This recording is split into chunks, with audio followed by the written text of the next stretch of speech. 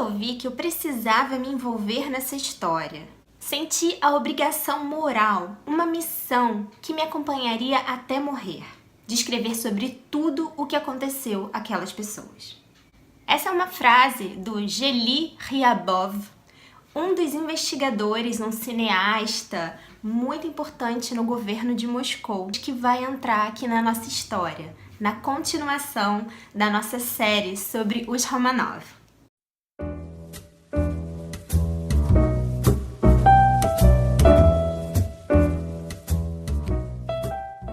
Olá para todo mundo, eu sou a Aline e esse aqui é o meu canal, o Aline e os Livros. Hoje então nós vamos continuar com o nosso dossiê Romanov. Se você caiu aqui de paraquedas nesse vídeo, esse é o vídeo 3 da série que eu tô fazendo, baseada naquele livro que saiu em 95 do Robert Massie, que se chama Os Romanov, o fim da dinastia. Eu fiquei tão encantada com a história desse livro e com o trabalho que o Massie teve de organizar vários documentos, de investigador mesmo, um baita trabalho de historiador. Esse livro vai além da biografia, e como é do meu interesse, eu acabei expandindo isso para estudar um pouco os acontecimentos.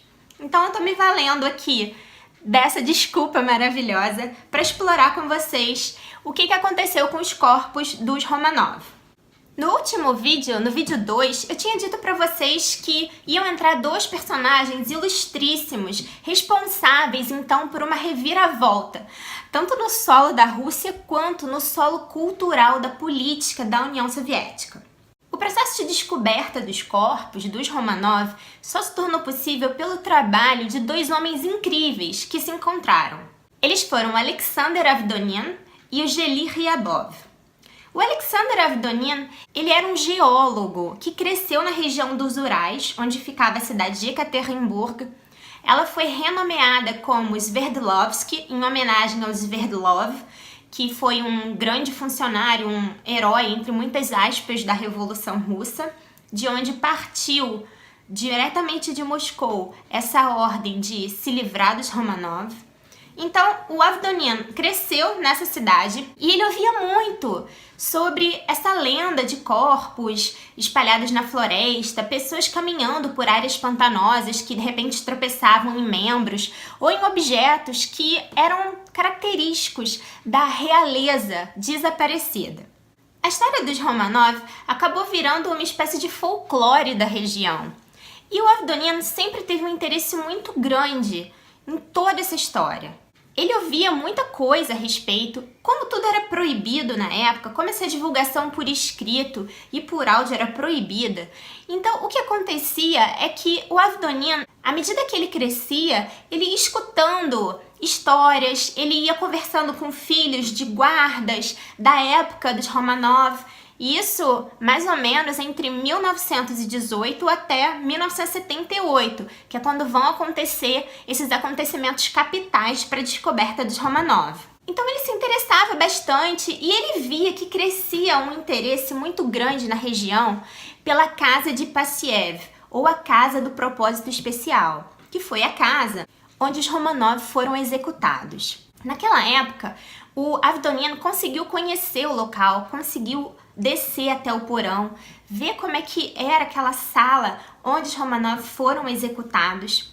Aos poucos, o governo soviético foi percebendo que a Casa de Passiev ameaçava se tornar meio que um local de peregrinação. Muitos curiosos ali em volta, muita gente querendo observar, ver onde é que os Romanov tinham sido presos, onde era o cativeiro deles.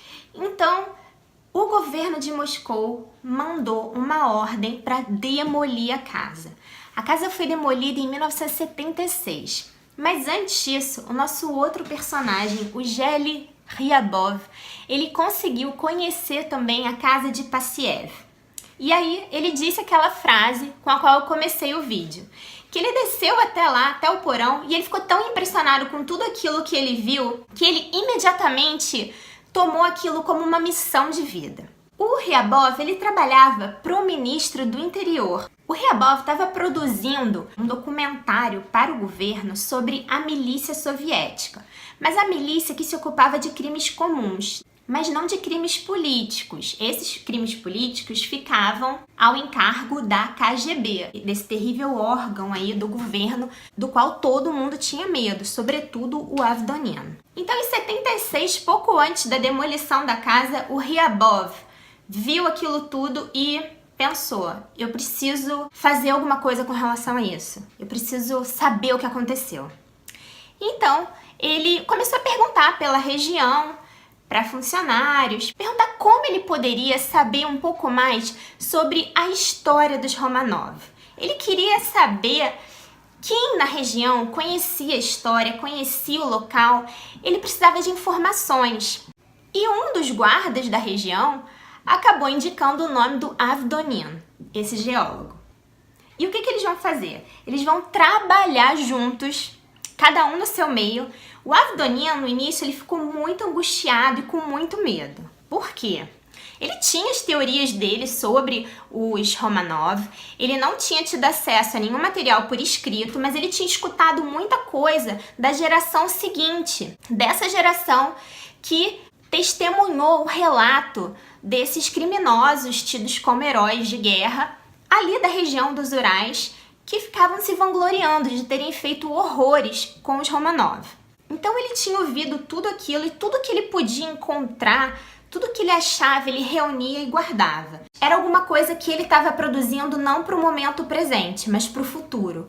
Então o Avdonian, ele tinha esse alcance de pensar em guardar alguma coisa para ser levada a público tempos depois. Então isso também é uma coisa, um cara muito esperto, muito inteligente e extremamente sensível.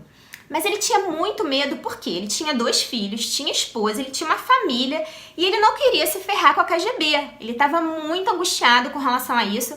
Ele tinha muita coisa para falar, mas estava com medo. Afinal, Ryabov era um cara do governo. Ele podia ser um cineasta, mas ele trabalhava para o governo de Moscou. Então, Ryabov disse ao Avdonian que ia falar com o ministro do interior e que ia tentar ter acesso aos arquivos secretos da Revolução.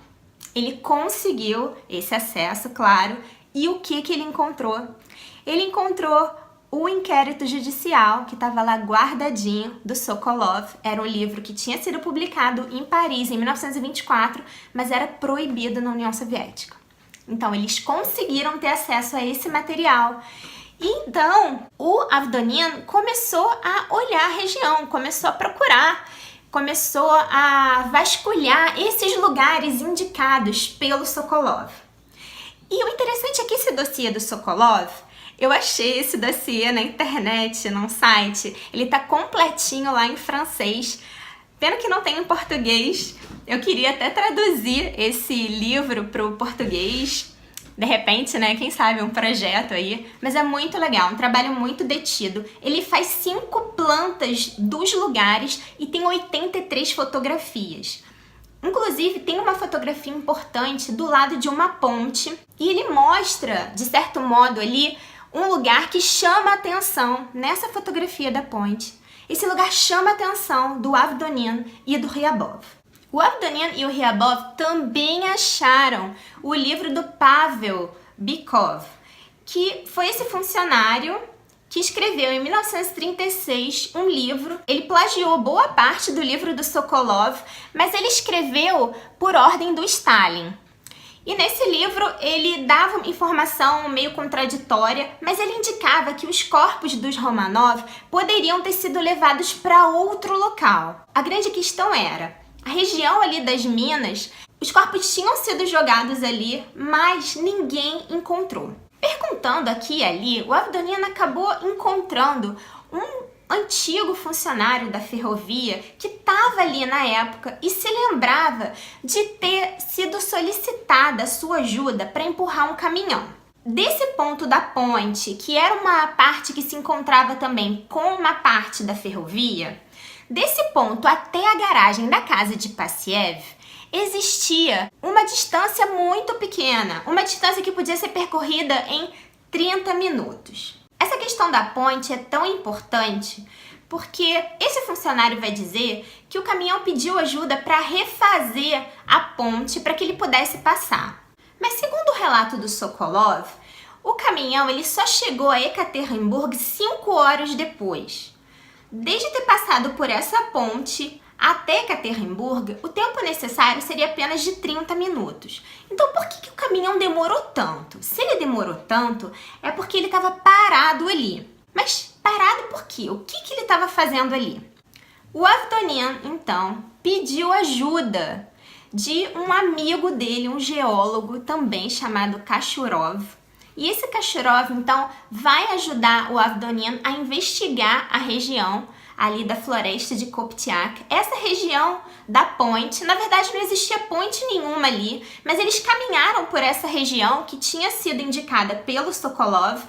O interessante é que o Sokolov, apesar de não ter a menor ideia da pista que ele estava revelando, ele conseguiu transmitir alguma coisa esquisita, ele conseguiu transmitir uma inconsistência no livro dele, e é por essa inconsistência que o Avdonian vai chegar, por esse viés glorioso, ele vai chegar a essas suspeitas de que os corpos teriam sido levados das minas dessa região dos Quatro Irmãos para outro lugar. Eles construíram uma espécie de instrumento, como se fosse um grande saca-rolhas. Era um cabo de aço bem afiado, com o qual eles iam perfurando o terreno até achar alguma coisa que parecesse uma espécie de cova rasa. Nessas buscas que eles fizeram, eles tocaram numa parte de madeira, uma madeira envelhecida, muita folhagem. O interessante é que, ao mesmo tempo em que eles faziam essas descobertas, em que eles encontravam o local, o Ryabov, em Moscou, tinha conseguido encontrar quem? O Alexander Yurovsky, o filho do Carrasco, o filho do Yakov Yurovsky, o cara que assassinou os Romanov. E esse Alexander, ele tinha uma cópia do relatório que o pai dele tinha feito para o governo. Então, esse relatório estava nos arquivos secretos da Revolução, mas o filho tinha uma cópia. E o que o filho fez? O filho entregou essa cópia para o Ryabov. Ele entregou porque ele morria de vergonha dessa página terrível da história de vida do pai dele. Ele tinha vergonha daquilo que o pai dele tinha feito. O pai dele se vangloriava, mas o fato é que ele morria de vergonha. Ele tinha um arrependimento pela história de vida do pai e a participação do pai num dos maiores crimes da história da Rússia. Então, para tentar se libertar desse peso que ele tinha herdado do pai, o filho entregou o relatório pro Ryabov. E esse relatório, gente, tem que ter estômago para ler isso, porque é horrível, é muito preciso, é muito detalhado e mostra todo o esforço do Yurovsky para se livrar dos corpos dos Romanov. Muito, muito, muito difícil de ler. Eu tive que ler uma parte, aí eu parava, fazia outra coisa, ia ler outra coisa e depois voltava para poder encarar tudo isso que ele conta. O Messi coloca no livro um trecho do relatório, o trecho mais macabro.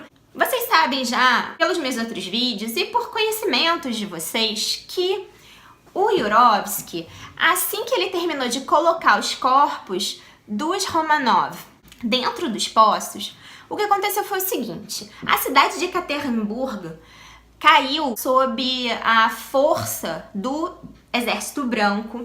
Mas antes disso, havia sempre ameaça e muitas notícias de que o Exército Branco estava se aproximando.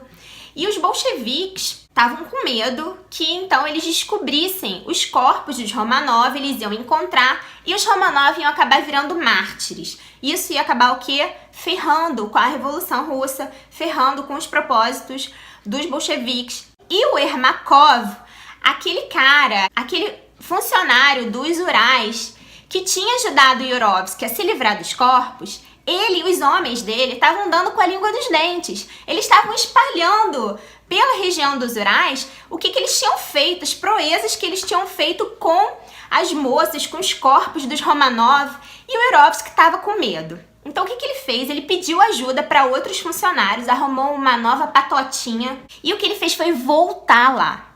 Então ele voltou aos poços. Os funcionários desceram e tinha um mar de corpos boiando. Eles levaram todos os corpos para a superfície, precisaram de um caminhão. E eles então queimaram 2 corpos, o do Alexei e o corpo que eles achavam que era da Alexandra, mas na verdade era da dama de companhia dela. Eles queimaram ali os corpos e com o restante dos corpos,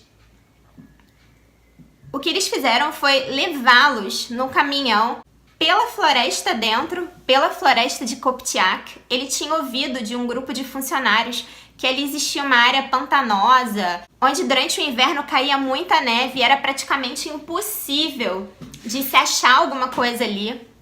Então eles foram para lá e o Yurovsky, ele conta no relato a dificuldade, o caminhão atolou, teve problemas com o pneu, ele precisou antes de um cavalo para poder procurar essa região apropriada.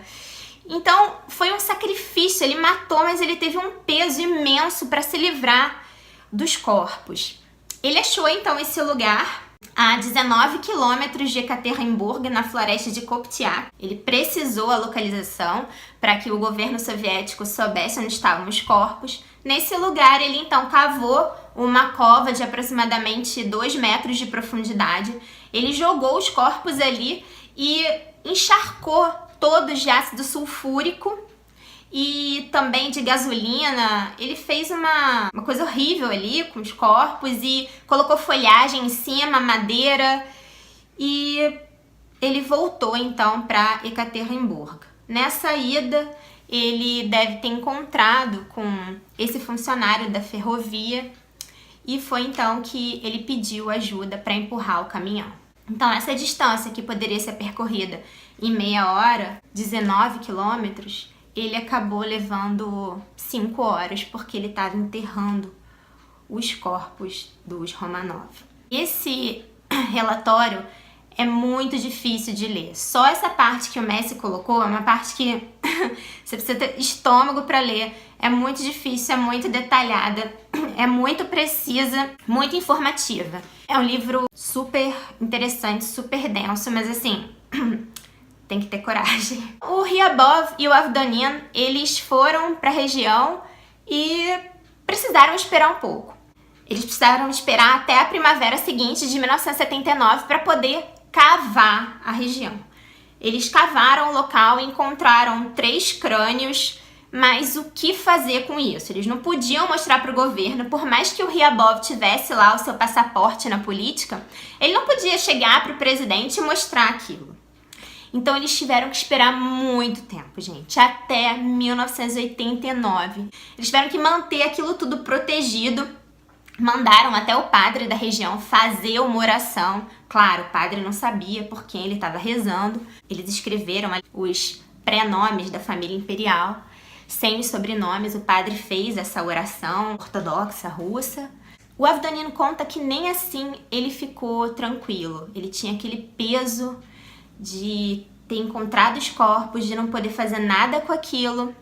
Mas ele tinha a ideia de que assim que a situação política começasse a melhorar, ele iria então pedir apoio do governo para levar aquilo à tona.